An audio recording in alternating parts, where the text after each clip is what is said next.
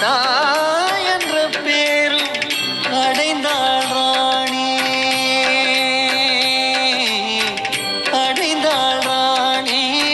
கருவினை தாங்கி பிறந்தான் தம்பி உனக்கிங்கு சுவாமி.